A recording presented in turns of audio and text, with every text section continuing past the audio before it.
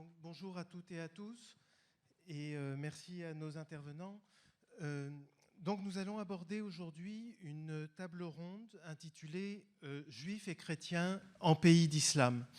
Et il s'agit à la fois d'un thème intemporel, puisque les gens du livre, Ahl Kitab, juifs, chrétiens et sabéens sont mentionnés dès les origines de l'islam, mais il s'agit aussi d'un terme que nous souhaiterions historiciser dans cette table ronde, c'est-à-dire nous souhaiterions vous présenter un balayage historique qui soit à la fois une information sur les périodes médiévales, modernes et contemporaines de cette histoire, mais aussi vous présenter quelques renouveaux historiographiques sur la manière d'appréhender cette histoire.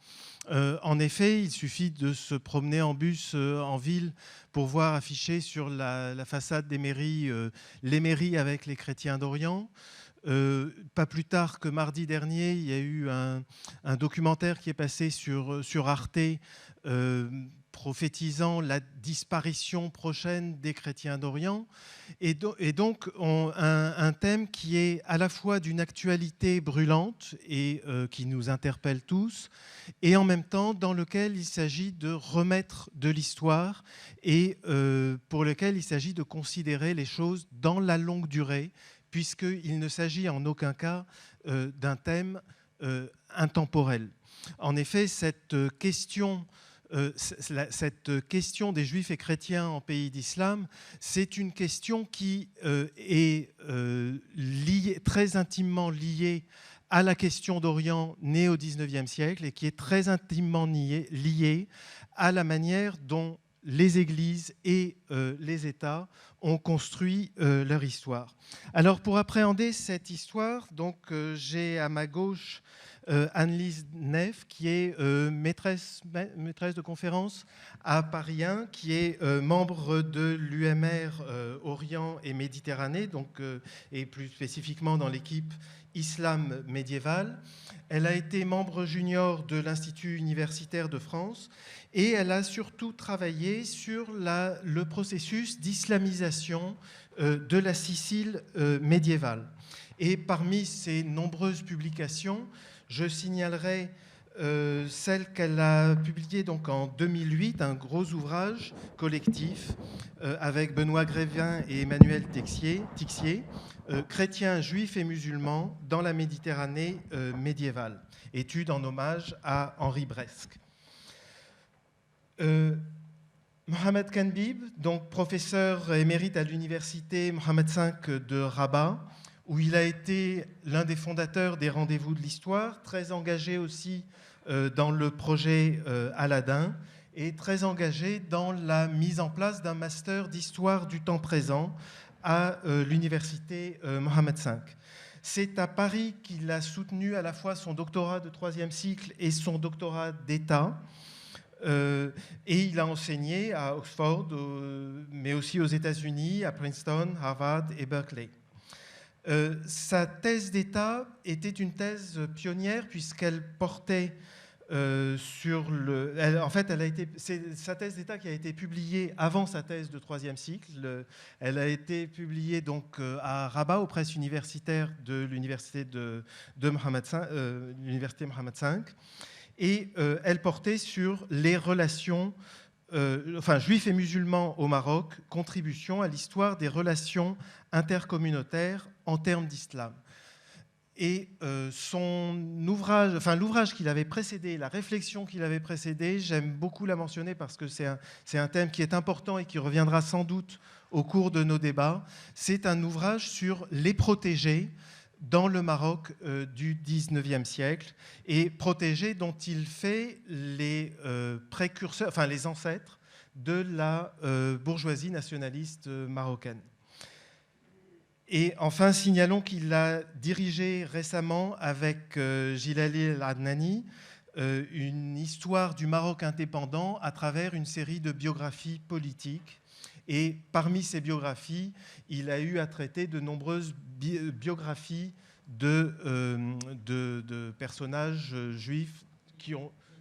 militants juifs qui ont joué un rôle dans le Maroc pré-indépendant et de l'indépendance. Enfin, à ma droite, Bernard Héberger, qui est directeur d'études à l'École des hautes études en sciences sociales et à l'École pratique des hautes études, section des sciences religieuses. Donc, il est agrégé d'histoire, titulaire d'une licence d'arabe, ancien membre de l'École française de Rome, et il a dirigé l'ISM de 2010 à 2014. Alors, Bernard Héberger est surtout connu, réputé pour avoir consacré quasiment l'ensemble de ses travaux au christianisme oriental, donc sa thèse sur les chrétiens du Proche-Orient au temps de la Réforme catholique, 17e, 18e siècle, publiée à l'École française de Rome et rééditée récemment.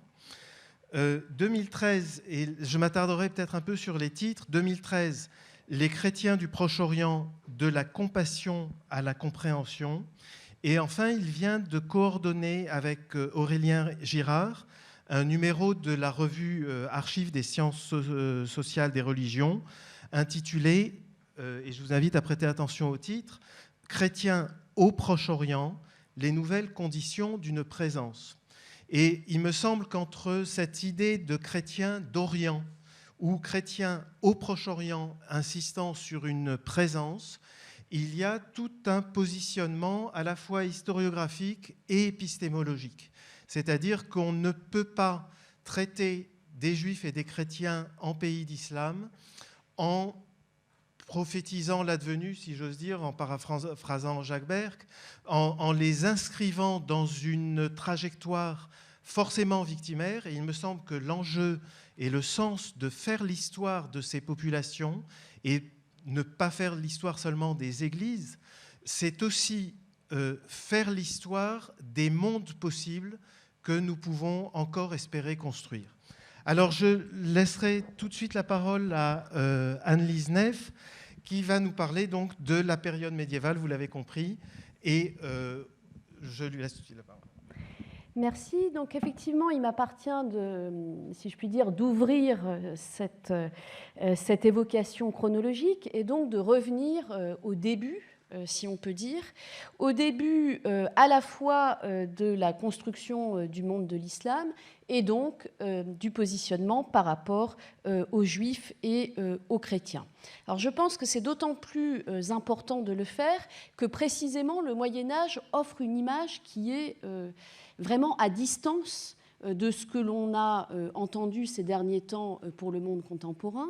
Il n'efface pas évidemment la réalité actuelle, mais il permet donc de mettre à distance et d'éviter à la fois, je pense, deux écueils qui ont été largement partagés par l'historiographie, de considérer les juifs et les chrétiens d'un point de vue, je dirais, communautaire, pour faire vite, donc du point de vue de l'histoire des églises ou de l'histoire des juifs, d'une part, mais, et c'est le revers, de les considérer, d'autre part, uniquement comme des protégés, des dhimmi, relevant de la dhimma. Donc c'est pour cela que ça n'est pas par là que je commencerai. Je commencerai par rappeler un certain nombre à la fois d'évidences, mais aussi de réalités peut-être un peu contre-intuitives, précisément quand on pense à la période actuelle. D'abord, les juifs et les chrétiens, donc à la période médiévale en islam, et je crois qu'il faut vraiment y insister, c'est la majorité numérique. On parle souvent en termes de minorité, sans forcément préciser ce que l'on entend par là. Minorité juridique, minorité fiscale, peut-être, extrême majorité numérique. On a longtemps pensé qu'on passait, si je puis dire, à une majorité de musulmans dans le monde de l'islam au Xe siècle. On ne pense plus ainsi. On pense plutôt au XIIe, voire pour certaines régions au XIIIe. C'est une réalité qui diffère en fonction des régions. Il est probable que le nombre de chrétiens en particulier diminue de manière plus rapide au Maghreb, par exemple, que ça n'est le cas au Proche-Orient, dont on a donc une carte derrière nous et qui représente bien qu'aujourd'hui, quand on parle de chrétiens et de juifs, on pense, et surtout de chrétiens, on pense prioritairement au Proche-Orient, ce qui n'était donc pas le cas au départ. Majoritaire et je dirais aussi très présent dans la péninsule arabique, là même où naît l'islam, ce qui n'est évidemment pas du tout indifférent, puisque c'est par rapport à ce contexte que les premiers musulmans, qu'on n'appelle pas encore les musulmans, vont se positionner, que le texte coranique va se positionner et que le droit va s'élaborer. Deuxième point sur lequel je crois qu'il faut vraiment insister, on est assez rapidement, pas immédiatement, mais relativement rapidement, dans un cadre impérial, un cadre multiconfessionnel où s'applique ce que l'on a appelé récemment, dans un cadre impérial, la politique de la différence. La politique de la différence, ça ne veut pas dire la tolérance, totalement anachronique pour l'époque, ça n'est pas la question, mais c'est de faire sa place à chaque groupe dans un cadre impérial. Donc ça, c'est aussi important parce que je crois qu'on le dira tout à l'heure, le cadre national, la construction nationale, mais on pourrait faire des parallèles avec la construction proto ou nationale dans le monde latin et la place des Juifs, sans trop de problèmes, ça entraîne des changements profonds. Donc je pense qu'il faut l'avoir en perspective. Alors, les Juifs et les chrétiens en particulier sont considérés, on l'a dit tout à l'heure, comme des gens du livre par les musulmans au Moyen-Âge, c'est-à-dire comme étant les porteurs d'un livre sacré, si référent, d'un message religieux qui n'a pas été gommé purement et simplement par l'islam, mais qui est achevé par le message de l'islam qui lui donne son sens et son interprétation, si je puis dire, totale et profonde. Il est clair que de ce point de vue, là aussi, les débats et les controverses entre groupes religieux, entre chrétiens, juifs et musulmans, participent à l'élaboration de ce que va devenir l'islam comme religion et comme théologie. Alors ça, c'est un point important, puisque j'y reviendrai, mais les Juifs et les chrétiens ont un rôle important dans la construction de ce que l'on pourrait appeler la culture islamique. Ils ont également un rôle important, dans la mesure où, donc, je le répète, ils sont majoritaires, ils sont en place dans les administrations en vigueur lorsque les conquêtes islamiques adviennent. Ils vont jouer un rôle important aussi dans l'édification de l'Empire comme structure administrative et politique. Et ils vont être extrêmement présents parmi les élites. J'insiste ici sur un renouvellement, là aussi, de l'historiographie récente qui invite vraiment à regarder la naissance de l'islam comme la naissance, je dirais, d'un monde social nouveau, mais d'un monde social dont font partie également juifs et chrétiens. On parle en particulier, et du point de vue culturel et savant, alors je le dis en anglais parce qu'il n'y a pas de mot en français, non plus d'Islamic world, c'est-à-dire un monde islamique, mais d'Islamicate world. Et je ne sais pas très bien quel serait l'équivalent en français, certainement pas Islamica. Et l'idée, donc, c'est de mettre en avant à quel point, pour une question numérique, mais pas seulement, c'est-à-dire qu'on a affaire à des élites, et des élites qui restent en partie en place, les Juifs et les chrétiens ont joué un rôle important dans la construction d'une culture islamique qu'on ne peut pas définir comme seulement musulmane. Il n'est que de penser à la philosophie, aux sciences, etc., etc. Et ils ont joué un rôle en particulier dans le mouvement de traduction des ouvrages savants. Par ailleurs, et toujours dans ces points préliminaires, je crois qu'il faut prendre garde, quand on pense aux juifs et aux chrétiens en islam, à ne pas considérer, ça serait d'ailleurs la même chose aujourd'hui, qu'il y a un groupe qui serait les Juifs et un groupe qui serait les chrétiens. On a du côté chrétien des églises diverses, souvent rivales, voire en compétition. C'est le cas, on pourrait simplement énumérer, je ne sais pas moi, les Melkites, les Nestoriens, les Coptes. On a affaire à des églises qui ne se réfèrent pas toutes à Constantinople, qui souvent se réfèrent à des patriarcats propres, qui ont une théologie propre et qui ne se considèrent pas toujours d'un bon œil. De la même manière, les Juifs, au Moyen-Âge, ça ne veut pas dire grand-chose. Il y a des courants rabbinites, des courants karaïtes, c'est-à-dire qui ne reconnaissent pas l'autorité du Talmud, et les tensions peuvent être assez fortes entre les deux. Donc, de fait, et pour la question qui nous occupe, c'est-à-dire pouvoir et religion, ceci va avoir une implication extrêmement forte, parce que ces églises et ces courants juifs peuvent se positionner de manière différente par rapport aux différents pouvoirs politiques, et les pouvoirs politiques eux-mêmes utiliser ces divisions éventuellement, s'appuyer sur telle ou telle église ou sur tel ou tel courant, et bien entendu, ceci a une importance. Alors, d'autre part, bien entendu, et c'est ce que l'on attend que l'on aborde également, une fois dit tout ceci, un des volets importants de l'historiographie sur ces juifs et ces chrétiens en islam au Moyen-Âge, c'est la question de la dhimma, donc de ce que l'on traduit par protection, pacte, ça dépend, traité, en tous les cas, qui englobe toutes ces notions.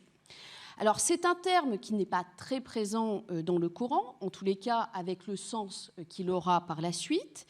Il apparaît essentiellement pour dénoncer les idolâtres qui ne rempliraient pas leurs obligations envers les croyants. Et c'est une notion qui va être élaborée par le droit musulman. Alors, ceci a une importance parce que ça veut dire que c'est une élaboration qui n'est pas immédiate, qui implique le passage d'un siècle, un siècle et demi, voire 2 siècles.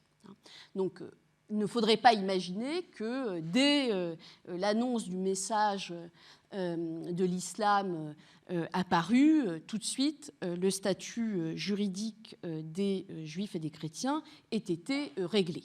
Ce qu'on trouve dans le Coran, et c'est quelque chose d'assez connu, c'est le verset 29 de la sourate 9 qui renvoie au fait qu'il faut payer un tribut, que si les gens du livre payent un tribut, on arrête de les combattre plutôt, et que ce tribut est le signe de leur humiliation. Point sur lequel on a lu beaucoup de choses jusqu'à récemment, mais c'est quelque chose de relativement, vous le voyez, limité. Le terme qui est employé ici, celui de jizya, pour rendre le mot tribut, va prendre un sens différent par la suite dans le cadre de l'élaboration du statut de la dhimma. Il va prendre le sens de taxe de capitation. En effet, qu'est-ce qui fait le statut de ces juifs et de ces chrétiens, donc ces gens du livre? Il faudrait d'ailleurs, et je fais vraiment une parenthèse très courte, rappeler que sont intégrés à la dhimma d'autres groupes, que sont les zoroastriens, fort importants dans les régions perses puis persanes, et d'autres groupes comme les Sabéens, etc., etc. Bien. Cette dhimma donc se caractérise à la fois par une infériorité fiscale de ces groupes qui payent des taxes plus lourdes, taxes de capitation d'une part, qui sont les seuls à payer donc jizya, et d'autre part taxes foncières plus lourdes en théorie que celles des musulmans, même si assez rapidement le manque à gagner apparaissant trop fort au vu des conversions, on tente à maintenir en fait l'impôt foncier, y compris quand les gens se convertissent. Ce qui tente à disparaître, avec tout un tas de débats sur la question, ce qui disparaît en revanche, c'est la taxe de capitation lors de la conversion. La fiscalité renvoie aussi à des droits de douane qui peuvent être plus élevés pour ces groupes que pour les musulmans, mais inférieur à celui des non-musulmans qui viennent de l'extérieur du Dar al-Islam. Et puis il y a un second volet, qui est le volet juridique, une infériorité juridique sans aucun doute. Alors là, il faut quand même souligner que les juifs et les chrétiens peuvent se référer à des institutions juridiques qui leur sont propres, à des textes de loi qui leur sont propres pour tout ce qui relève, si je puis dire, avec un anachronisme du droit civil, tout ce qui est évidemment criminel ou qui met en cause des musulmans passant devant un cadi. Alors, il est un certain nombre de traits donc, qui juridiquement les infériorisent, si je puis dire. Le fait en particulier qu'une femme dhimmi puisse épouser un musulman, mais qu'en revanche, un dhimmi ne puisse pas épouser une musulmane. Le fait qu'on puisse avoir, si l'on est musulman, un esclave dhimmi, mais pas l'inverse. Et d'autre part, que le prix du sang, c'est-à-dire le prix à verser lorsqu'il y a meurtre, en particulier d'un zimmi ou d'un musulman, soit inférieur pour un zimmi que pour un musulman. En même temps, un certain nombre de points n'apparaissent pas. Il n'y a pas d'espace réservé, pas de métier réservé. Le témoignage d'un juif ou d'un chrétien est valable devant les tribunaux musulmans. Il y a des débats assez intéressants pour savoir d'ailleurs sur quoi ils doivent jurer, puisqu'il faut quand même que ça les engage. Donc, ça va être sur leur texte à eux. Est-ce qu'ils doivent le faire à la mosquée? Est-ce qu'ils doivent le faire ailleurs? Enfin, il y a des tas de débats tout à fait intéressants sur la question tout au long du Moyen-Âge, mais qui montrent bien donc, que cette infériorité juridique connaît des limites. Un point sur lequel il a été appuyé récemment et qui est important, c'est le fait que dans le droit musulman, il n'y a pas à proprement parler, quand on regarde la composition des traités de droit, de livres, de chapitres en quelque sorte, qui seraient entièrement consacrés aux dhimmi. On traite des dhimmi dans tous les autres livres. Alors, dans le livre des ventes, excepté évidemment dans ce qui relève des rituels religieux musulmans, comme on pourrait s'y attendre, mais pour tout le reste, on traite des dhimmi au fur et à mesure. Et quelqu'un comme Christian Müller a pu avancer donc que les dhimmi étaient entièrement intégrés, si on peut dire, au droit musulman, à part entière. Alors, ce qui est clair, c'est que le droit qui s'applique à eux va évoluer à travers le temps et que souvent, on met en avant quelque chose que l'on appelle le pacte de Roumar, qui est un texte qui, en fait, est relativement tardif, 11e ou 12e siècle, qui énumère une série, disons, de mesures, je dirais, visant à humilier les dhimmi, qui visent à leur empêcher donc de monter à cheval, de porter des armes, qui leur demandent de porter des marques sur les vêtements, etc. Or, on sait que ce texte qui a été attribué longtemps, et notamment par la tradition musulmane, à Roumar II, donc un calife qui règne de 717 à 720 et qui est considéré comme un calife très pieux, etc., en fait, est un texte qui met ensemble des mesures qui ponctuellement ont été certes appliquées, mais jamais comme un texte de loi, si je puis dire, qui aurait été édicté dès l'origine. Alors, et c'est le dernier point sur lequel je voudrais m'arrêter. Globalement, que peut-on dire de la situation des Juifs et des chrétiens en islam au Moyen-Âge? En fait, elle est extrêmement variable en fonction des contextes. J'entends par là que, je le répète, ils sont majoritaires, ils sont très présents, y compris dans les appareils d'État, dans les élites, ils peuvent être riches, etc. Donc, partager, si vous voulez, le sort de leurs compatriotes musulmans à bien des égards. Dans le même temps, il y a des périodes de crise, il y a des périodes de crispation, certainement. Alors, on pourrait distinguer en quelque sorte deux types, je crois. D'une part, des moments qui sont marqués par des mouvements apocalyptiques ou des mouvements eschatologique ou de refondation de l'islam. C'est le cas célèbre du calife Al-Hakim fatimide au tournant de l'an 1000, qui va persécuter sans aucun doute chrétiens et juifs, mais pas seulement d'ailleurs, et détruire un certain nombre de lieux de culte. C'est le cas des Almohades pour le versant occidental, qui vont supprimer la zimma pendant un temps, bien qu'on s'interroge sur l'impact réel de cette mesure, mais c'est un autre débat. Et puis, deuxième cas, des moments plus précis, plus contextuels, et en particulier en relation avec des périodes d'affrontement entre notamment chrétiens et musulmans. Et on a pu considérer que la période des croisades, que la période mamelouk, etc., avaient été des périodes peu propices pour les chrétiens et les juifs, mais là aussi, rien de linéaire, rien de téléologique, avec des allers-retours, en quelque sorte, des mesures, notamment pour demander l'expulsion des juifs et des chrétiens de l'administration, mais très vite, en général, ils reprenaient leurs fonctions, etc., etc. Voilà.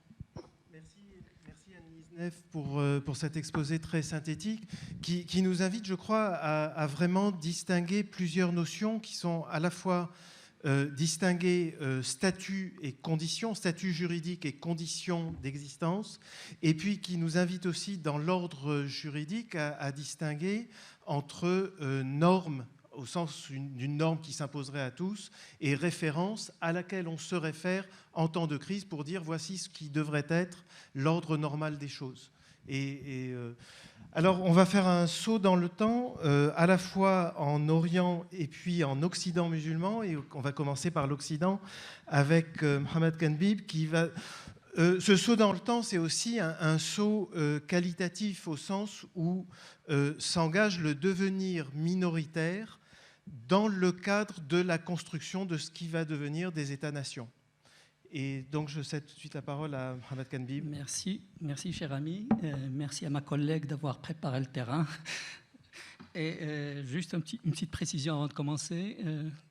Je n'ai pas enseigné à Princeton, j'ai juste donné une conférence à l'invitation de mon ami Abraham Udovic, qui est présent dans cette salle et que je salue, ainsi que Lucette Valency. Donc, comme convenu, mon propos portera sur les communautés juives du Maroc. Ces communautés étaient fortes de quelques 250 000 âmes avant le milieu du XXe siècle et étaient présentes à travers quasiment tout le territoire marocain. Actuellement, elles ne sont plus que 3 000. Il n'y a que 3 000 citoyens juifs au Maroc et ces citoyens vivent essentiellement à Casablanca et dans 2 ou 3 autres grandes villes. Jusqu'à une période récente, l'ancienneté de la présence juive était visible et nette un peu partout.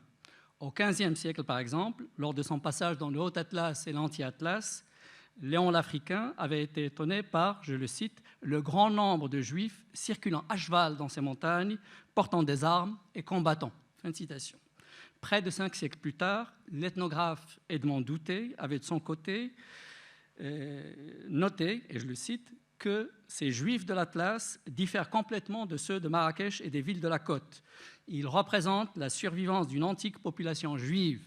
Ils vivent absolument dans les mêmes conditions que leurs compatriotes berbères. Fin de citation.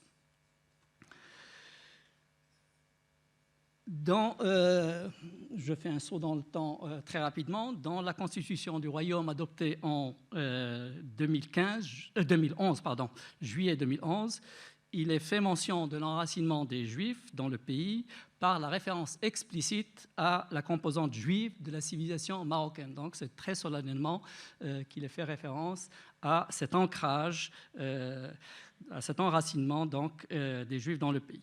Alors, compte tenu des contraintes de temps, je vais essayer de me limiter à un certain nombre d'événements et de faits marquants ayant ponctué l'évolution de ces communautés et leur rapport avec leur environnement à travers les siècles. Vous avez parlé tout à l'heure du long terme, je vais peut-être en abuser un peu. 2 ou 3 observations s'imposent au préalable, et cela a été dit par ma collègue. La première observation, a trait à la complexité des sociétés plurielles, enfin dites plurielles, et à la difficulté d'analyse des fondements et des modalités de cohabitation de leurs différentes composantes.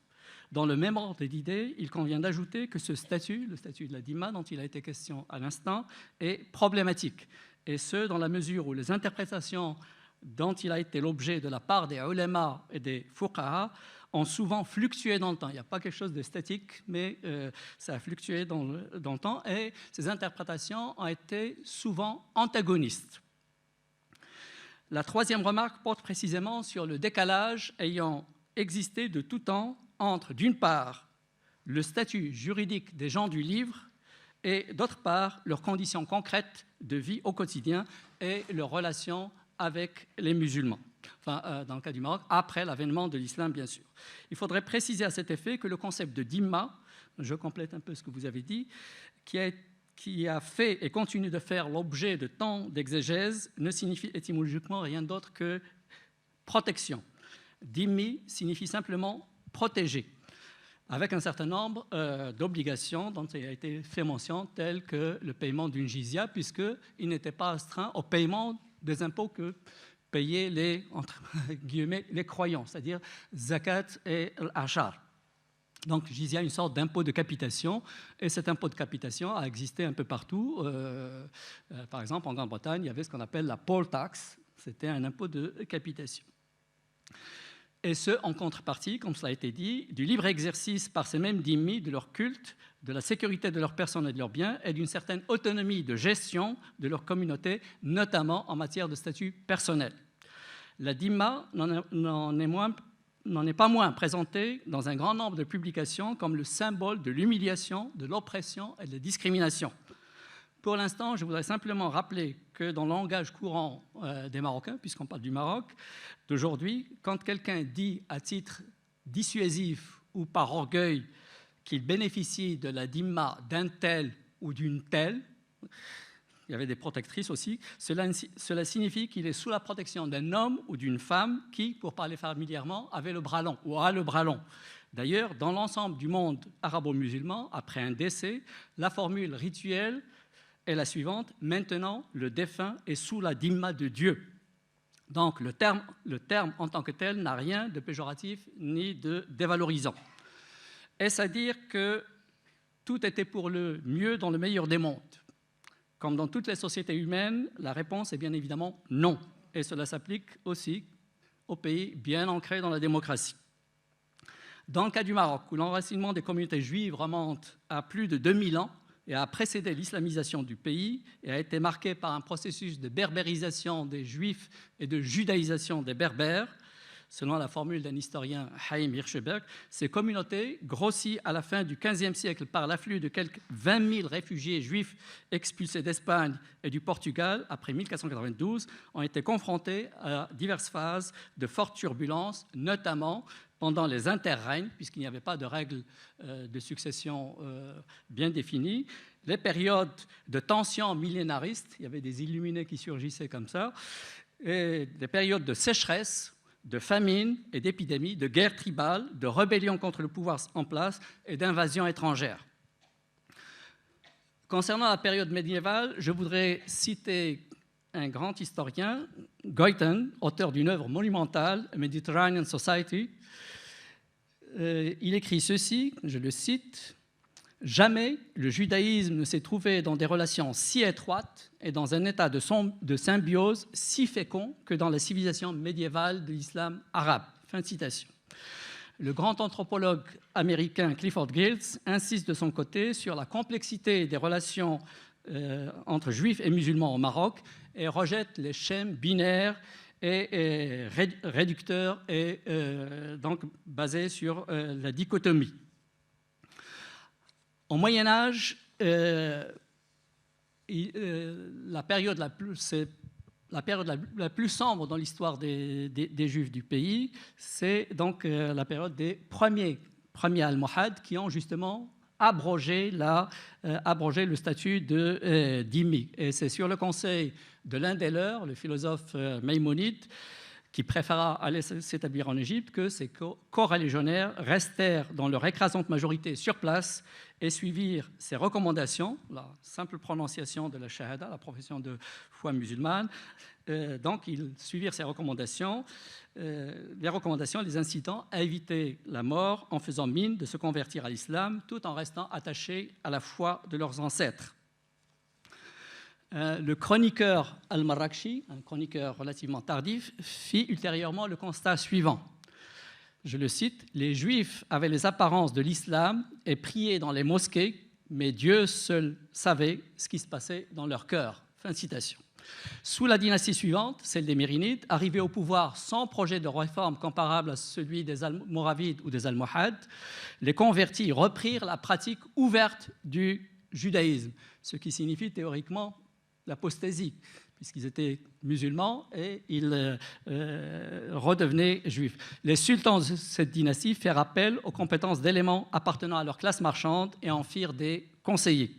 Ce recours aux compétences des dhimmis s'est poursuivi sous la dynastie suivante, celle des Saadiens.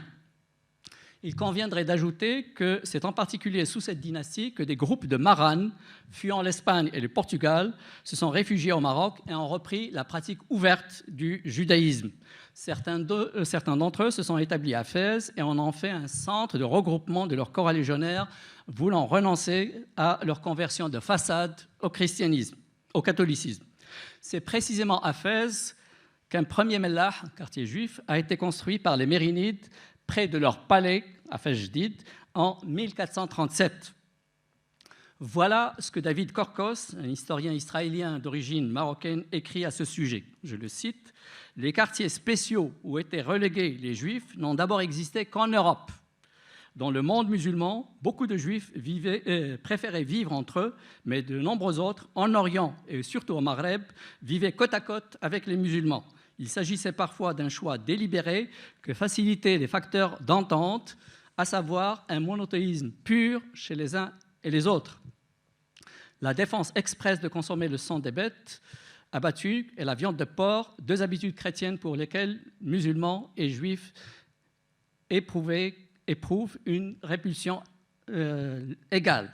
Le fait d'être circoncis, ce qui a plus d'une fois occasionné aux Juifs de la chrétienté brimades, vexations et même des persécutions et parfois des massacres, était au contraire en pays d'islam où la circoncision était commune à tous, un signe de pureté de la plus haute importance. Dans le même ordre d'idées, on pourrait évoquer la religiosité populaire, notamment le culte des saints et la vénération de saints communs aux Juifs et aux musulmans.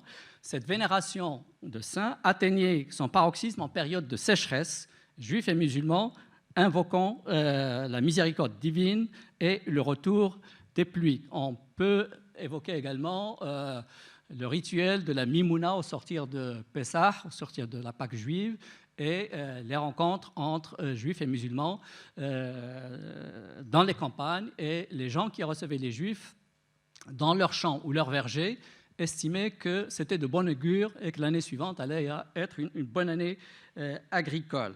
Et à propos justement de cet aspect des choses, je signale au passage que les fondations de main morte, les institutions de main morte, habous, louaient des magasins qui leur appartenaient, louaient des magasins et même des maisons d'habitation aux Juifs. Et en général, les taux étaient plus qu'abordables. Et vous avez parlé tout à l'heure il me semble que vous avez fait référence aux esclaves. Eh bien, certaines familles juives, notamment celles des Saouira, possédaient des esclaves offerts par des amis musulmans.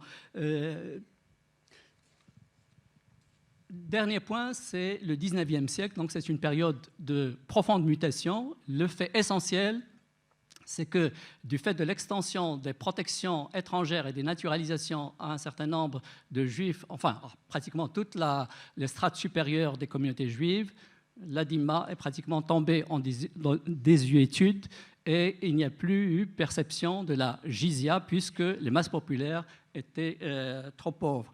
Alors, Il y a un moment où ce sont les Juifs eux-mêmes qui se sont revendiqués comme dhimmi, c'est pendant la période de Vichy, entre 1940 et 1942, des délégations de notables juifs se sont rendues au palais en faisant état de leur statut de dhimmi et en appelant le sultan à les protéger en tant justement que dhimmi. Et je signale au passage, puisqu'on en arrive à l'actualité, qu'en décembre, le 21 décembre 2015, il y a eu une grande cérémonie à New York, dans une grande synagogue séfarade de New York, où le prix Martin Luther King de la liberté a été décerné à titre posthume au roi Sidi Mohamed Ben Youssef, Mohamed V, après 1957. Merci de votre attention.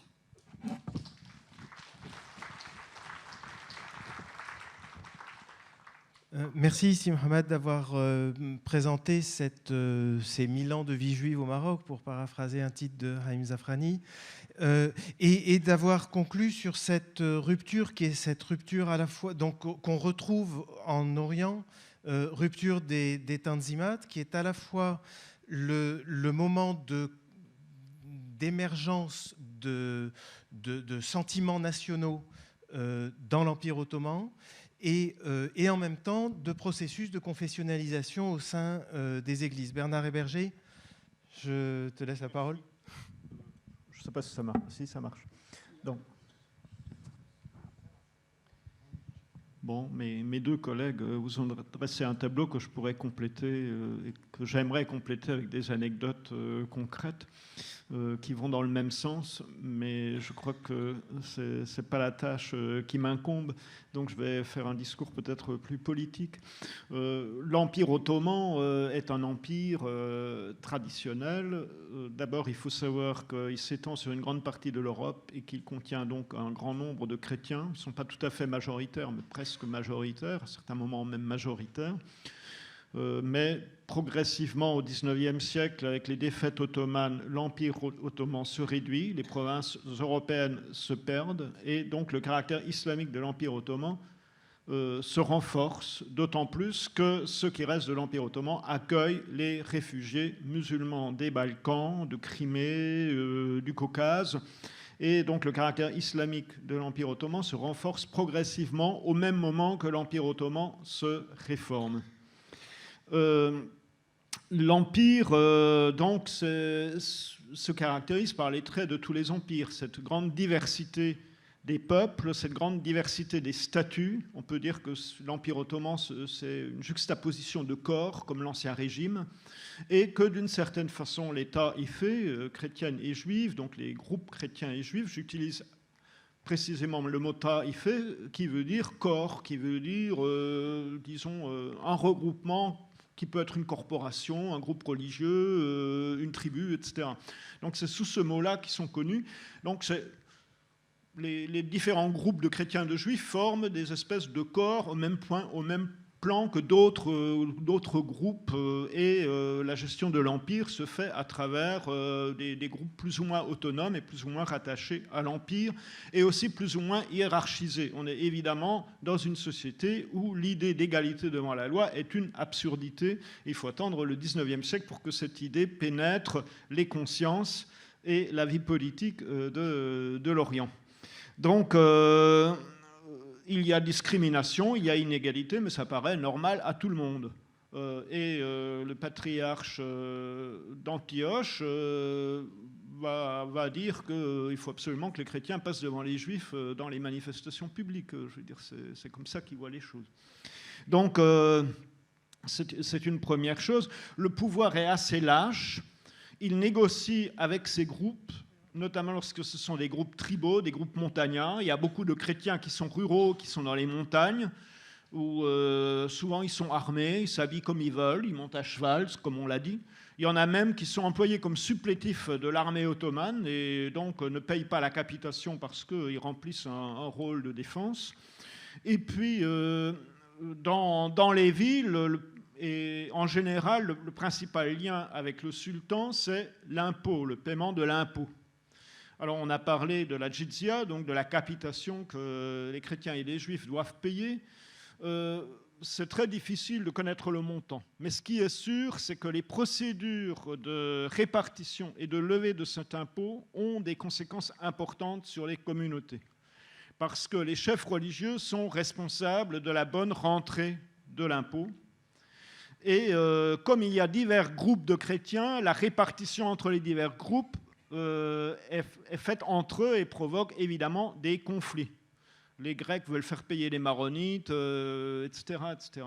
Et on voit bien que la question de l'impôt, de la rentrée, de la levée de l'impôt et de la répartition de l'impôt est un sujet de conflit entre communautés et dans les communautés est aussi un sujet, une des raisons du passage à l'islam, lorsqu'il y a des gens qui passent à l'islam. Donc voilà, ça c'est l'Empire, avec des aspects de la vie quotidienne, comme ça a été dit. Les chrétiens d'Alep ne mangent pas haram, ne mangent halal comme les musulmans. On a des textes ecclésiastiques là-dessus. Les Coptes, jusqu'à nos jours, sont circoncis. Enfin, vous voyez, donc on est dans un univers qui est culturellement commun et où les chrétiens et les juifs sont intégrés dans le système politique. Un chroniqueur du XVIIIe siècle raconte que lorsque le pèlerinage du Hajj revient de la Mecque à Damas, c'est la grande pèlerinage du Hajj organisée à partir de Damas, lorsque cette caravane revient de la Mecque, le clergé chrétien est tenu d'accueillir le gouverneur de Damas menant le Hajj à la porte de la ville, à la porte Zeytoun, en grande pompe, cierges allumés, etc. Alors c'est une humiliation pour les chrétiens, mais en même temps, vous voyez, c'est aussi un signe d'intégration dans le système politique. On peut aussi le voir comme ça. Le pire étant lorsqu'on est exclu du cérémonial politique, c'est-à-dire quand on n'a plus aucune existence civique, ce qui n'est pas du tout le cas. Alors, le problème, c'est qu'au XIXe siècle, nous sortons de ce cadre impérial pour aller vers autre chose, vers d'abord l'égalité devant la loi. Donc les réformes ottomanes imposées à l'Empire ottoman par les puissances européennes après des défaites, introduisent l'égalité devant la loi et suppriment le statut de zimmi officiellement.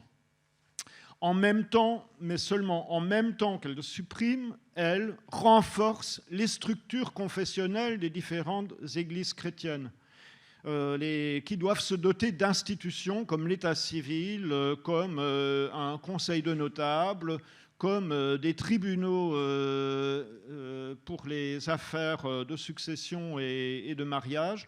Donc, d'un côté, on égalise tout le monde devant la loi, mais d'un autre côté, on renforce la structure des différentes communautés, on les institutionnalise. C'est aussi l'époque où se développent les œuvres confessionnelles.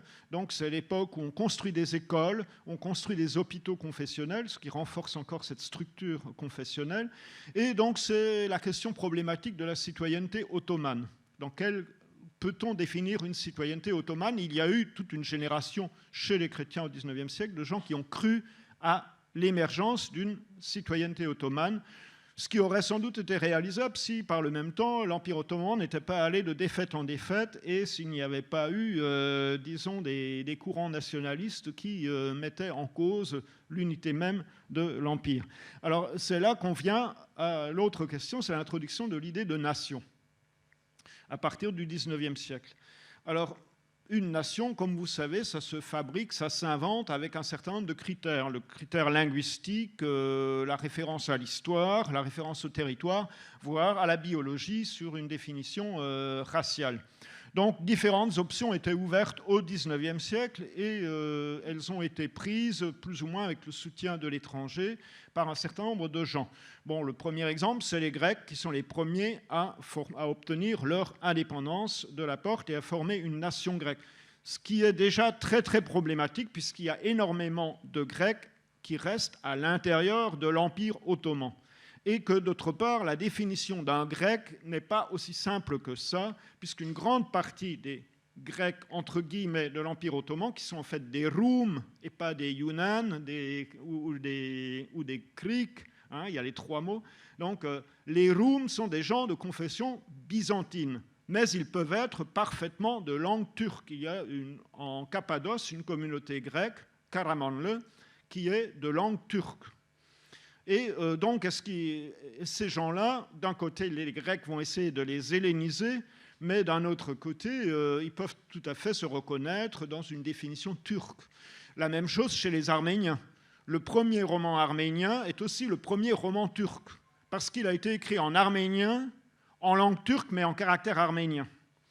Donc, vous voyez, cette question de se définir en tant que nation devient une question importante. Alors, on peut prendre les autres nations.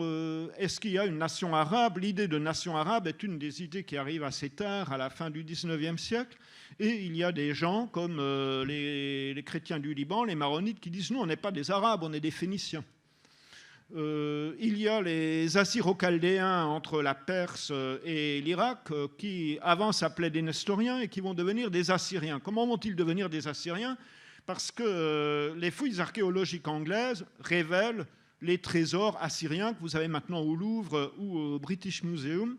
Et les archéologues anglais vont dire « Ah, mais ces chrétiens de la région, mais ce sont des Assyriens. D'ailleurs, regardez-les, ils ont le même faciès que sur les bas-reliefs. » Donc, ces chrétiens qui, jusque-là, étaient des chrétiens appartenant à l'Église d'Orient vont devenir des Assyriens et vont se définir en tant que nation assyrienne.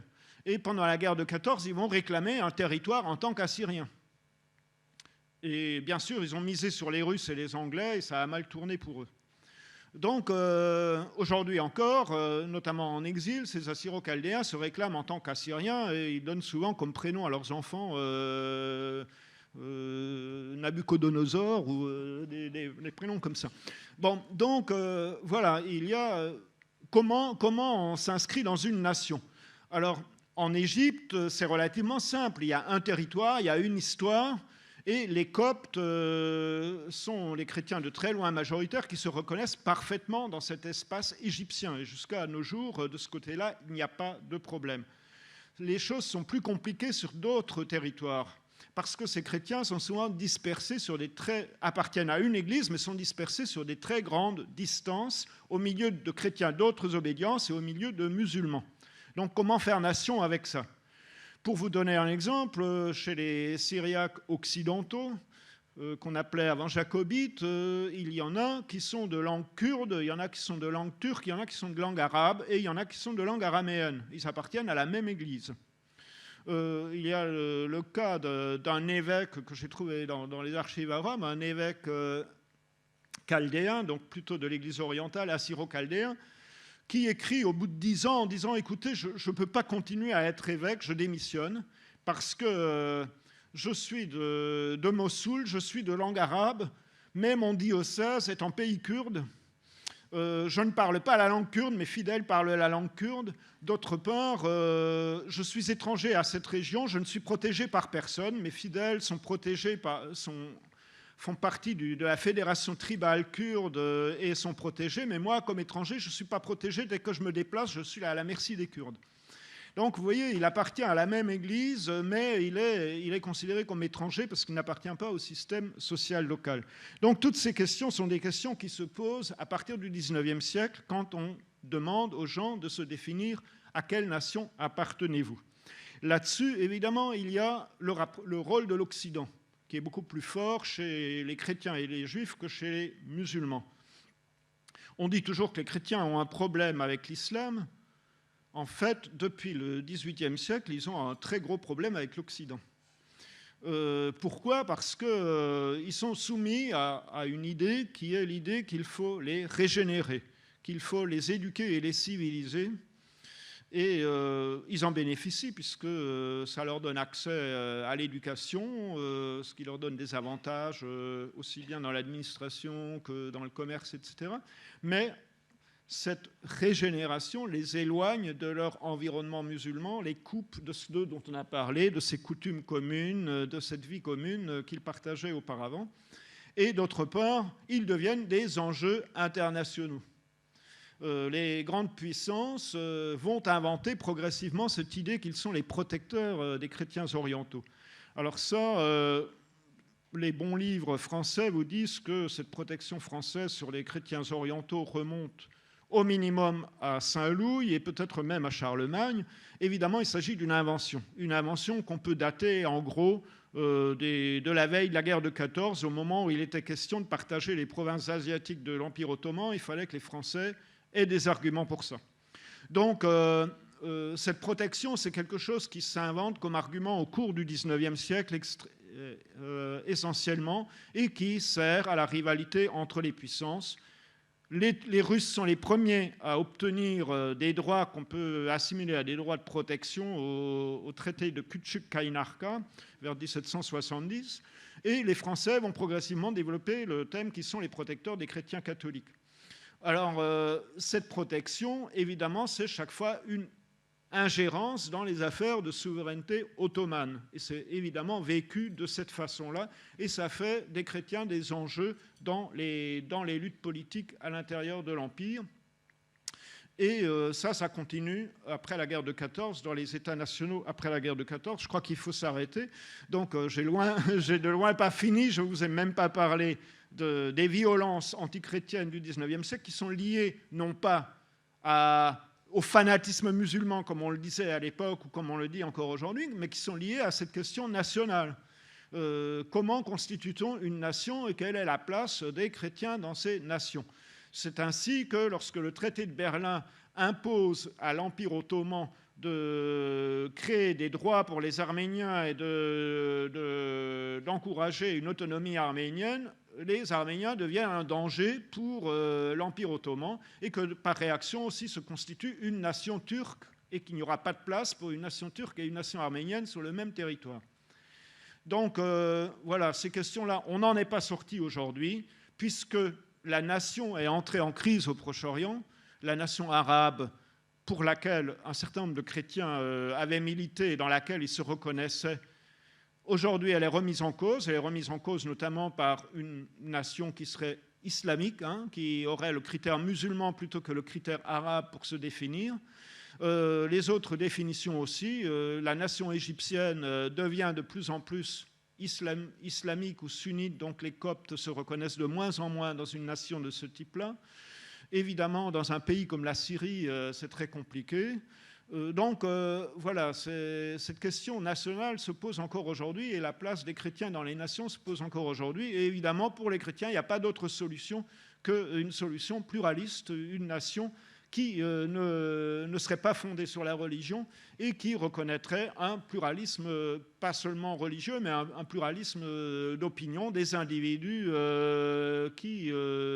qui s'expriment librement et qui se constituent en parti et qui forment des majorités. Je vais m'arrêter là. Bon. Alors, merci à tous les trois pour des exposés qui ont su rester extrêmement synthétiques, tout en évoquant les situations bien vivantes qu'il y avait derrière. Moi, je voudrais rebondir sur une anecdote. Dans les années 90, en Égypte, j'avais rencontré une vieille dame qui m'avait dit « Mais moi, je ne suis pas égyptienne, je suis ottomane ». Ce qui veut dire que dans les années 1990, cette référence à une nationalité ottomane, cette identification à une nationalité ottomane, pouvait encore avoir un sens.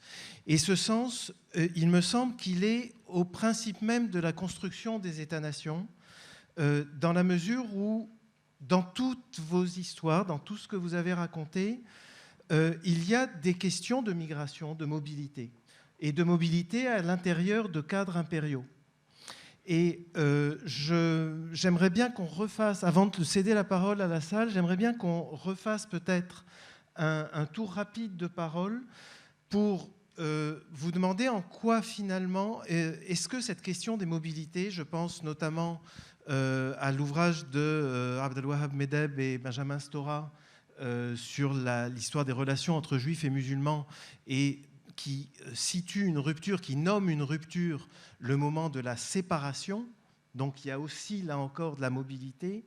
En quoi cette mobilité fabrique-t-elle des modes de présence, et je reprends le titre de votre dernier numéro, en quoi cette mobilité fabrique-t-elle des modes de présence spécifiques qui peuvent aller de la présence communautaire visible et affirmée dans l'espace urbain et dans l'espace public mais qui peuvent aussi être de l'ordre de la présence du membre fantôme. C'est Mohamed Kanbib qui m'avait pour la première fois parlé, à propos de la perte des Juifs au Maroc, d'une question d'amputation.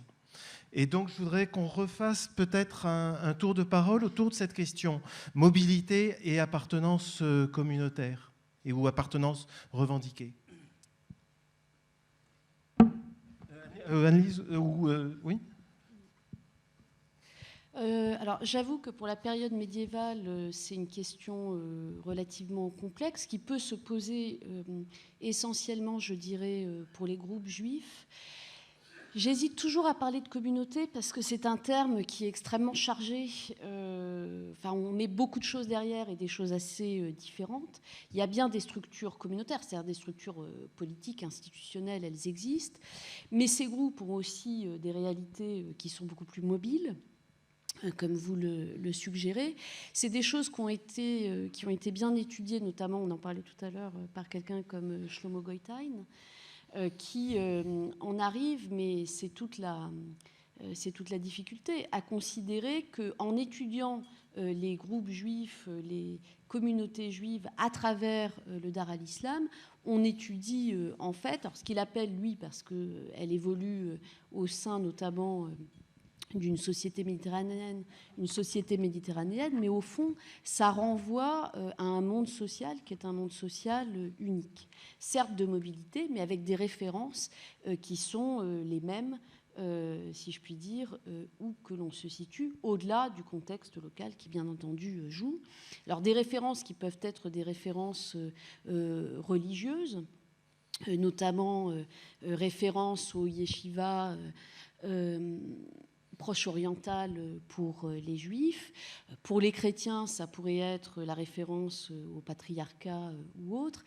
Mais cette mobilité, elle est évidemment moins, je dirais, moins prégnante et moins problématique qu'elle ne le deviendra certainement par la suite. Mohamed ? Bernard. Oui, si vous interrogez les chrétiens orientaux, ils vont insister sur leur enracinement. Ils sont là depuis toujours et sur leur antécédence. Ils étaient là avant l'islam ou avant les Juifs pour la Palestine. Donc c'est un discours qu'on entend tout le temps. Si vous regardez réellement l'histoire, il y a eu énormément de mobilité, de déplacement depuis les origines. Pour une grande partie de ces chrétiens, ils étaient déjà minoritaires et persécutés avant l'islam. Et ils se sont déjà déplacés dans ce cadre-là. Donc il faut bien voir que la plupart de ces chrétiens étaient minoritaires dans les empires qui ont précédé l'islam, l'empire perse et l'empire byzantin. Donc n'ont jamais été dans la situation de ce que nous connaissons en Occident où l'Église s'identifie avec l'empire. Donc ça, c'est une première chose. Donc, il y a eu toujours des mobilités, énormément de mobilités. La deuxième chose, c'est qu'à partir du XVIIe siècle, l'ouverture sur l'Occident a beaucoup changé les choses. Donc il est évident qu'il y a eu une mobilité vers l'Occident qui a eu un retour très important à l'intérieur des communautés, notamment parce qu'elles se sont définies par rapport à des questionnaires qui étaient forgés en Occident. On leur demandait qui ils étaient à partir de questions qu'on se posait lorsqu'on se disputait entre catholiques et protestants. Par exemple, dans les années 1670, l'ambassadeur de Nointel est allé en Orient pour demander si les chrétiens orientaux avaient 7 sacrements et s'ils croyaient en la présence réelle du Christ dans l'Eucharistie. Ils ont presque tous répondu oui. Et on a collectionné ces déclarations dans comment ça s'appelle, la grande perpétuité d'Antoine Arnauld. Mais à la suite de ce questionnaire, beaucoup d'entre eux se sont mis à rédiger une profession de foi qu'ils n'avaient jamais rédigée avant. Et pour la plupart d'entre eux, ils ont fini par admettre les 7 sacrements catholiques. Donc vous voyez, il y a eu comme ça, ils ont été soumis à des questions sur leur propre pratique, sur leur propre histoire, ils ont dû répondre à ça, ils se sont définis comme ça. Les maronites, par exemple, on ne connaît pratiquement rien de leur histoire, ils se sont construits une histoire au XVIIe siècle, et comment ils l'ont fait? Ils ont écrit des traités sur leur propre histoire en disant « ceux qui en Occident disent ci ou ça sur nous, eh bien on va leur dire que c'est pas vrai ». Et ils se sont construits une histoire comme ça. Donc ça c'est une chose. Et puis alors maintenant il y a la diaspora. Évidemment au XXe siècle, l'essentiel de l'histoire des chrétiens orientaux se joue en diaspora. Et en diaspora on n'est pas chrétien comme au Proche-Orient. Quand on est au Liban, on est pour la langue arabe en liturgie. Quand on est maronite en Australie, on est pour le syriaque en liturgie. Donc il y a des questions comme ça qui évidemment aujourd'hui change la donne, mais c'est très difficile pour le moment de se faire une idée sur les conséquences de cette diaspora et sur les effets que ça produit sur la définition. Il y a un aspect qui est important, c'est que les diasporas en général sont très remontées sur les pays d'origine, contre les pays d'origine, donc sont très militantes. La diaspora copte aux États-Unis, par exemple, est très militante et elle met souvent en difficulté les coptes qui sont dans le pays. Vous voyez. Donc, je ne sais pas si je peux en dire plus, j'en ai déjà dit beaucoup. Oui, on va te réserver pour les questions. Si Mohamed. Merci. Alors, quand on parle du Maroc, je crois qu'il faut avoir en tête la notion d'empire. Jusqu'à une période, par exemple pendant la période du protectorat, c'était l'empire chérifien. Et l'appellation a duré jusqu'en 1956, ce n'est qu'à partir de 1957 qu'on a commencé à parler du royaume du Maroc. Et dans les correspondances des différentes chancelleries européennes, avant 1912, il était question des États du sultan. Non pas l'État marocain, mais les États du sultan. Et les Anglais utilisaient le terme de dominion, de Sherifian Empire. Concernant le sentiment national, on peut le dater globalement. Ça commence vers le XVIe siècle et il s'est forgé progressivement dans la lutte contre les envahisseurs espagnols et portugais qui ont occupé un certain nombre de points sur le littoral atlantique et méditerranéen du pays. L'État-nation, le processus de construction de l'État-nation est par contre relativement plus récent. Pour ce qui est du sentiment d'appartenance des Juifs du Maroc, il y a un fait historique important. C'est dans l'histoire du Maroc, c'est une grande victoire militaire sur les Portugais, la fameuse bataille dite des Trois Rois, au cours de laquelle ont été défaits les troupes portugaises et les volontaires rassemblés à l'appel du pape pour donc une sorte de croisade. Et Don Sébastien se promettait de faire baptiser tous les autochtones, y compris par le fil de l'épée, si c'était nécessaire. Alors, les Juifs ont été les premiers, notamment ceux du nord du pays, ont été les premiers à commémorer cette bataille et à y voir une sorte de miracle. Et dans le texte, dans la Haggadah qui a commencé à être lue dans les synagogues à partir de, disons, 1578, il était question de miracle de Dieu, du Seigneur de l'univers, qui a sauvé notre pays. Le terme « notre pays » existe dans le texte qui était lu dans les synagogues. Les musulmans n'ont commencé à commémorer cette victoire qu'en 1958. Donc vous voyez un peu le décalage. Et il y a un élément dont il faudrait tenir compte, c'est qu'au regard de la loi marocaine, ça s'est précisé au XIXe siècle avec la conférence internationale de Madrid, qui a inséré dans la convention qui a été signée à cette occasion le principe de l'allégeance perpétuelle des sujets marocains, qu'ils soient musulmans ou juifs.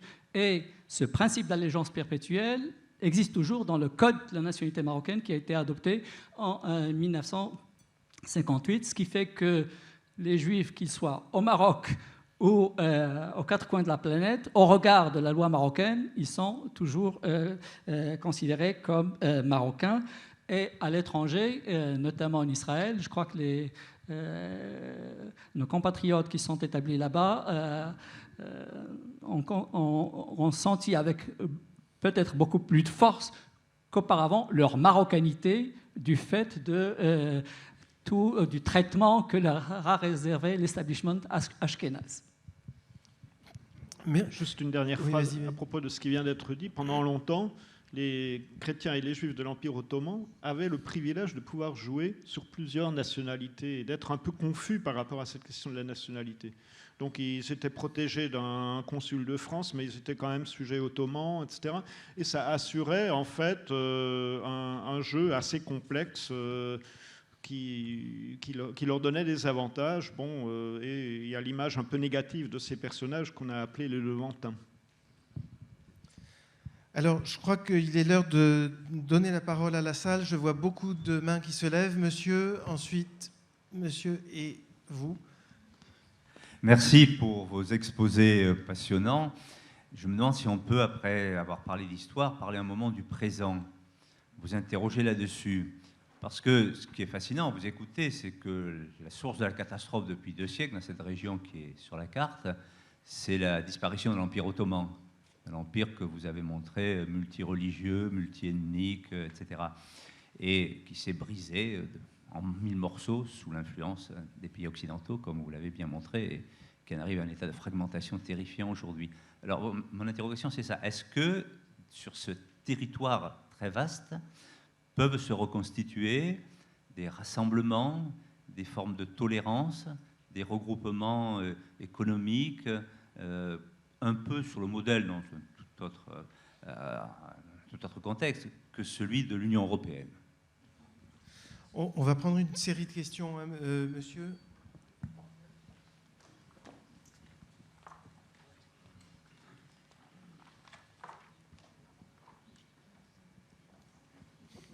Merci.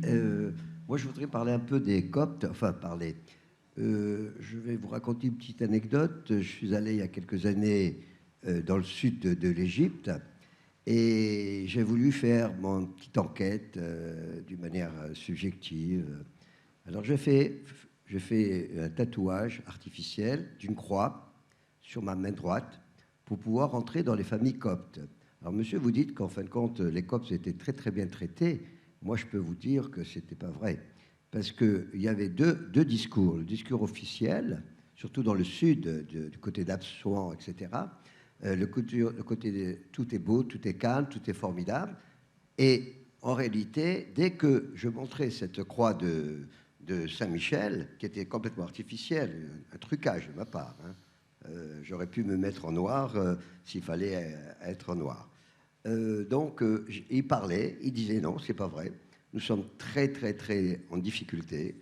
Souvent, il parlait à voix basse, le rideau tiré, et il a fallu très longtemps, au moins 2, 3, 4, 5, 6 jours, pour pouvoir avoir des gens qui étaient capables de me dire ce qu'ils ressentaient. Et moi, naturellement, par empathie, j'étais avec eux. Mais ceci dit, même Paul Balta, le regretté Paul Balta, que vous avez dû connaître et lire, il avait fait une série d'articles dans Le Monde il y a quelques années, avant qu'il mourût naturellement, et là, il parlait de la tragédie des Coptes. Alors, et puis d'autre part, je voudrais savoir une dernière petite remarque, une question. Moi, je crois que le mot glimi vient du mot dlem. Dlem en arabe, ça veut dire ombre. Est-ce que je me trompe ou pas? Beaucoup de personnes, linguistes, me disent non, c'est pas vrai. Mais vous, comme je vois que vous êtes très savant, donc c'est pour ça que je vous demande une réponse. Merci beaucoup. Merci. Monsieur, une dernière question.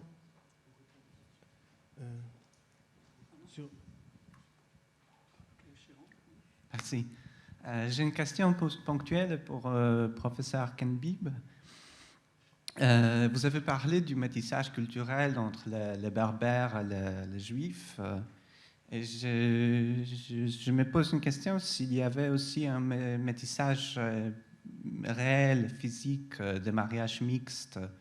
Et aussi, je voudrais demander quel était le rapport entre les juifs descendants des immigrés et des juifs convertis. Quelles étaient les proportions, si on peut tracer réellement ça? Et aussi si ça reste une question politique dans la recherche actuellement. Merci. Merci. Alors, les réponses, on va peut-être commencer par Mohamed Kenbib. Très rapidement, donc à propos d'unité, de regroupement sur le modèle de l'Union européenne. Je crois qu'on peut toujours rêver. On en est loin. Et dans le cas du Maroc, par exemple, le pays a une alliance stratégique avec les pays du Conseil de coopération du Golfe, mais pas avec ses voisins immédiats, la Mauritanie et l'Algérie en l'occurrence. Mais il faut reconnaître que l'aspiration à l'unité des peuples existe. Ça, c'est quelque chose qui est indéniable. Pour ce qui est de la terminologie, là, ou l'étymologie, la notion d'imma, vous avez parlé d'ombre, mais comment dirais-je, au niveau même de la graphie, c'est différent. D'imma, c'est avec un dal et un point, diacrité, alors que dalam, l'obscurité, si vous voulez, c'est avec un dad, donc ça n'a, à mon sens, je ne suis pas connaisseur en la matière, mais à mon sens, a priori, ça n'a rien à voir. À propos du métissage, il est difficile de donner des indications d'ordre statistique, il n'y avait pas cela, mais par exemple dans une ville comme Fès, on sait qu'il y avait des rapports très étroits entre le Mellah, le quartier juif, et la Médina. Certains juifs avaient des entrepôts en Médina. La fabrication de bijoux, c'était une sorte de monopole juif, et c'est en Médina qu'ils écoulaient leurs produits. Et comment dirais-je, il y avait des échanges de cadeaux pendant les fêtes, etc. Il y a un autre niveau, si vous voulez, de cohabitation, de convivialité, entre guillemets, entre les deux, c'est que un certain nombre de musulmans qui déambulaient dans le Mellah, c'était pour acheter des produits ou bien écouler les leurs, et aussi pour certains s'imbiber un peu de mahya, l'eau de vie qui était distillée par une spécialité juive. Mais je n'ai pas d'indication particulière sur le métissage au sens de, par exemple, mariage ou des choses comme ça. Oui, alors sur le point de dépasser la nation, évidemment la situation actuelle au Proche-Orient ne rend pas optimiste et ne permet pas non plus de faire de pronostics. D'ailleurs, vous avez comparé avec l'Europe. En Europe aussi, il y a le problème de sortir de l'État-nation, et ce n'est pas un problème qui est loin d'être réglé. Au contraire, au Proche-Orient, aujourd'hui, on assiste à un éclatement des nations issues de Sykes-Picot, et on est devant une situation d'anarchie dont on ne sait pas ce qui va sortir. Il y a un projet d'État concurrent, c'est l'État islamique. Mais bon, c'est un État qui éventuellement ferait aux chrétiens à la place du zimmi, mais dans un sens finalement beaucoup plus dogmatique que ce qui a été appliqué traditionnellement dans l'islam.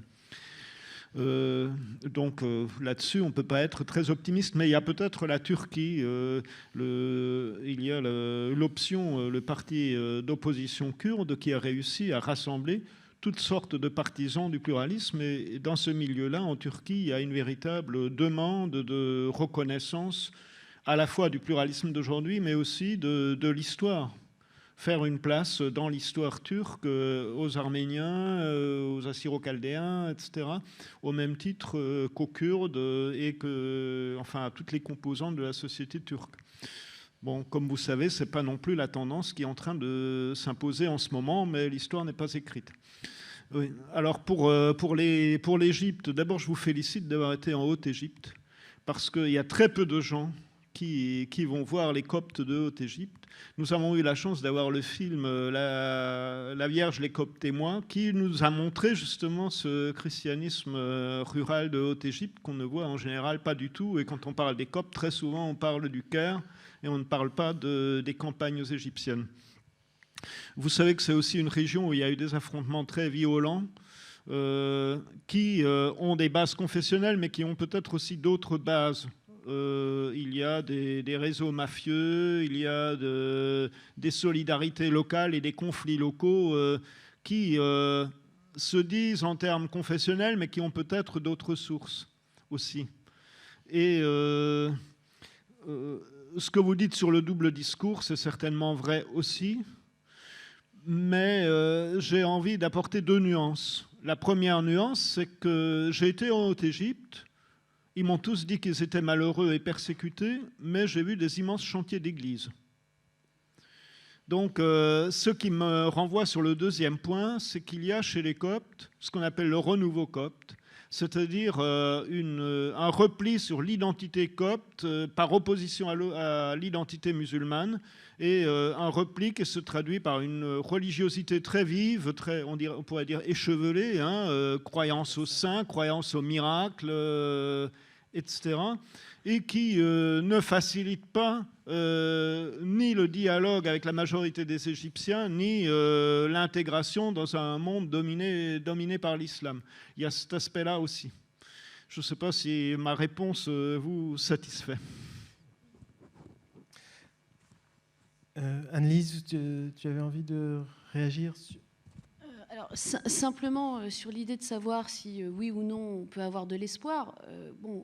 Malgré tout, je veux dire, des affrontements confessionnels, voire des persécutions de cet ordre ont déjà existé par le passé.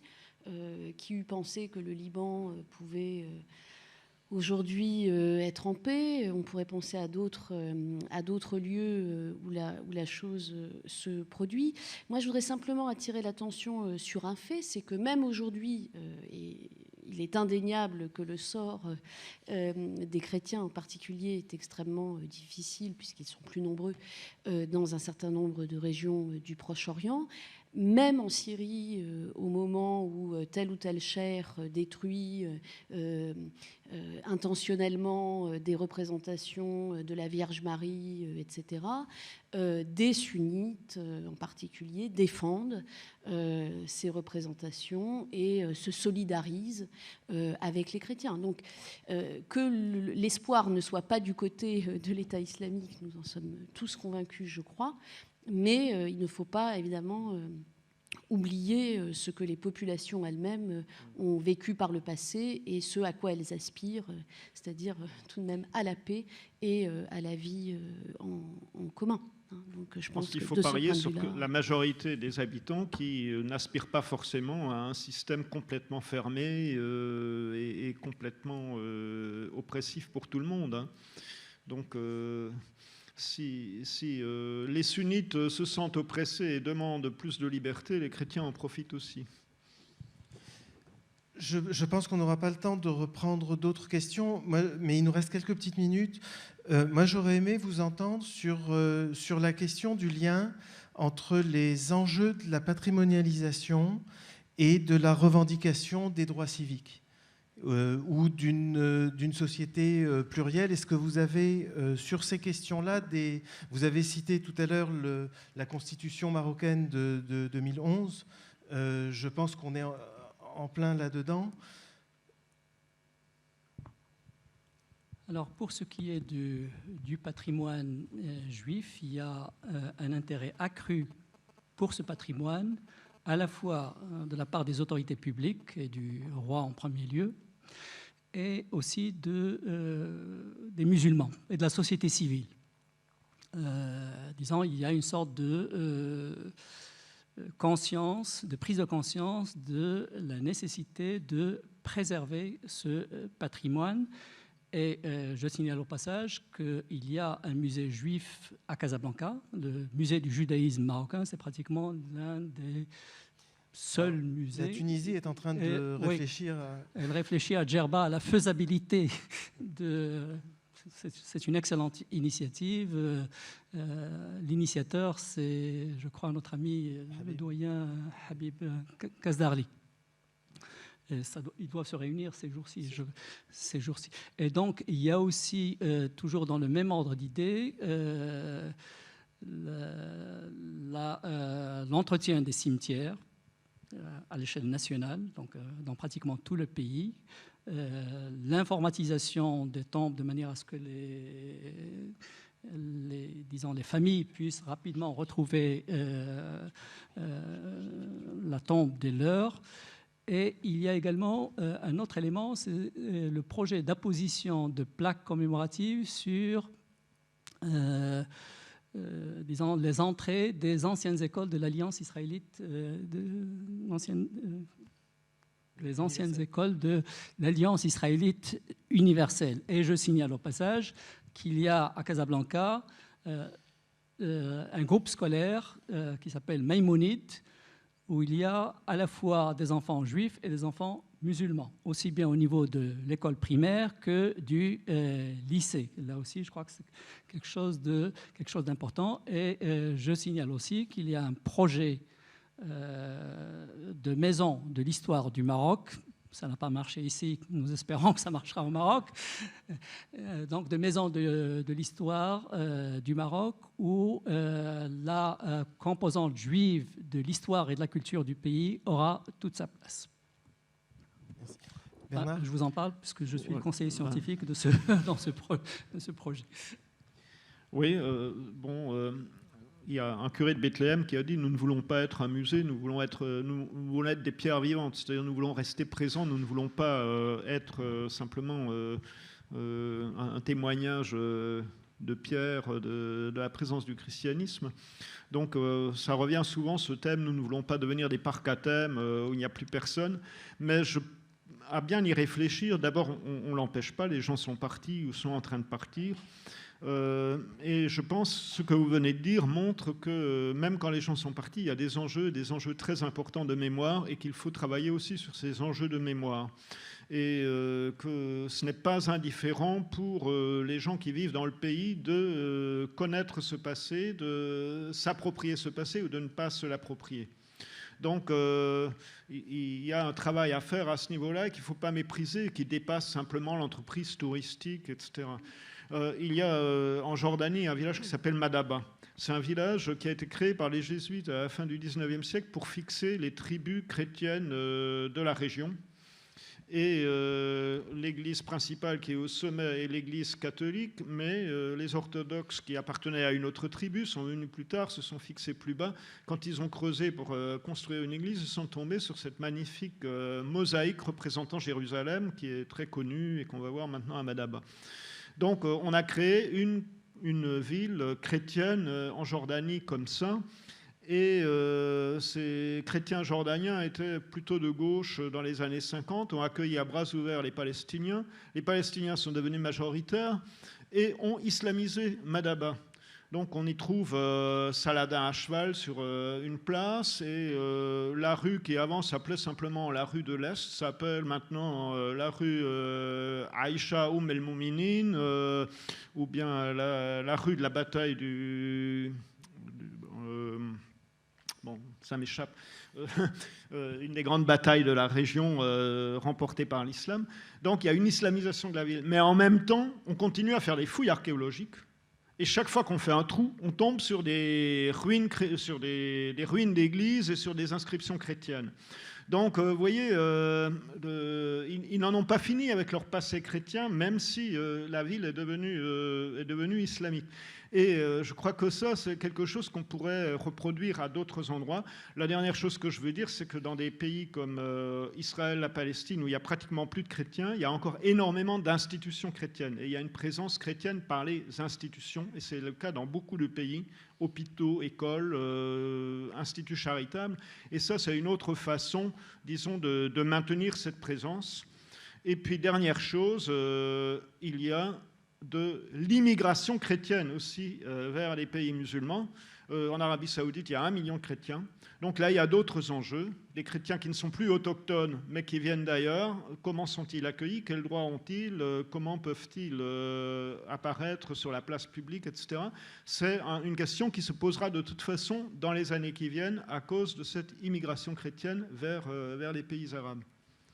Merci pour ce mot de conclusion. On n'en a pas fini avec le passé, Si Mohamed. Juste un mot pour dire qu'il ne reste au Maroc à peu près 3000 juifs, mais nous considérons qu'il y a 1 million de juifs d'origine marocaine de par le monde et que ces gens, enfin ce million de personnes maintient des liens étroits avec le pays et c'est là peut-être une assurance pour l'avenir. Je crois qu'il y a d'ailleurs une expression consacrée au Maroc. Le Maroc perd un ressortissant, mais il gagne un ambassadeur. Enfin, merci à tous les trois. Merci de votre attention.